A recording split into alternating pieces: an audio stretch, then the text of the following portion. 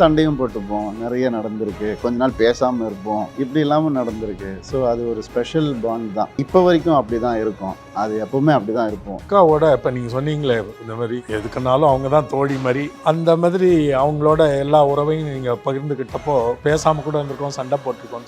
நெகிழ்வான தருணம்னு அக்காவோட அக்கா தம்பியா, தம்பி அக்காவா நீங்கள் ஏதாவது நினைவு? கண்டிப்பாக நிறைய இருக்குது சார். அந்த மாதிரி என்னென்னா, எங்கள் அக்காவுக்கு ஒரு பழக்கம் இருக்குது. லெட்டர் எழுதி கொடுப்பாங்க. அவங்களால பேச முடியாட்டி அவங்க உட்காந்து ஒரு 2-3 நாள் யோசிச்சு நம்ம மனசில் இருக்கிறத இவனுக்கு சொல்லிடணும் அப்படின்னு சொல்லி ஒரு லெட்டராக வந்து எழுதி கொடுப்பாங்க. ஏதாவது ஒரு சின்ன சண்டை போட்டிருந்தாலோ, மனசு கஷ்டமாக ஏதாவது நடந்திருந்தாலோ, அதனால 2 பேரும் ஒருத்தர் தப்பாக நினச்சிருந்தாலோ ஒரு லெட்டர் எழுதி இது நீ ஃப்ரீயாக இருக்கும்போது படி அப்படின்னு சொல்லி கொடுப்போம். அது படித்தா எனக்கு அப்படியே கண்ணெல்லாம் கலங்கிடும். ஏன்னா அவங்க மனசில் இருக்கிறதெல்லாம் ஒரு எழுத்து வடிவத்தில் பார்க்கும்போது, சே நம்ம அப்படி பண்ணியிருக்க கூடாது, நம்ம தப்பு பண்ணிட்டோம், அப்படியே போயிட்டு டக்கு கட்டி பிடிச்சிடுவேன் அக்காவை. ஸோ இந்த மாதிரி நிறையா வந்து நடந்திருக்கு எனக்கும் அக்காவுக்கும். அண்ட் 2 பேருமே கொஞ்சம் எமோஷனல் டைப்பு, அதனால ரொம்ப ஜாக்கிரதையாக பேசுவோம். யாரையும் காயப்படுத்திடக்கூடாதுன்னு சொல்லி ஜாக்கிரதையாக பேசுவோம். அப்படியே நடந்தாலும் இந்த மாதிரி பகிர்ந்துப்போம், ஒருத்தருக்கு ஒருத்தர் பகிர்ந்துப்போம். அது எல்லாமே அந்த பாண்டிங் இப்போ வரைக்கும் இருக்கு. இப்போ கூட லெட்டர் எழுதும் எங்கள் அக்கா, அந்த மாதிரி தான்.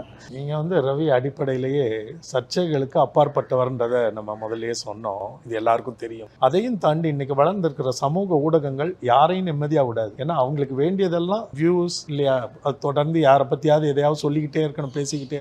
அதனால ஈவிரக்கம் காட்டாமல் இருக்கிறது தான் அந்த சமூக ஊடகம். எல்லாரை பற்றியும் சரியாகவும் பேசுவாங்க, சின்ன விஷயத்தையும் மிகப்படுத்தியும் பேசுவாங்க, தேவையில்லாமல் கற்பனை பண்ணி பெருசாக கிளப்பி விடும். அந்த மாதிரி ஏதாவது உங்களை சொல்லி உங்களை காயப்படுத்தி அதெல்லாம் உண்டாது? இல்லை சார், அதாவது அவங்க என்ன நினைக்கிறாங்களோ அதை வெளியில் அவங்க சொல்கிறாங்க.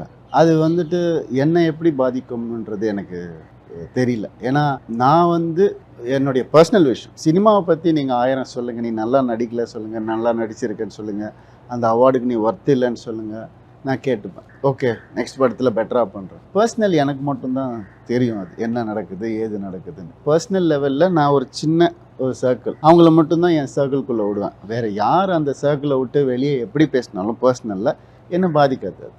அதுக்கு வாய்ப்பு இல்லை. ஏன்னா என்னை பற்றி தெரிஞ்சவங்க இவ்வளோ பேர் தான், அவங்களுக்கு மட்டும்தான் நான் அந்த ஸ்டேட்டஸ் கொடுத்துருக்கேன் பர்சனல் லெவலில் பேசுகிறதுக்கு.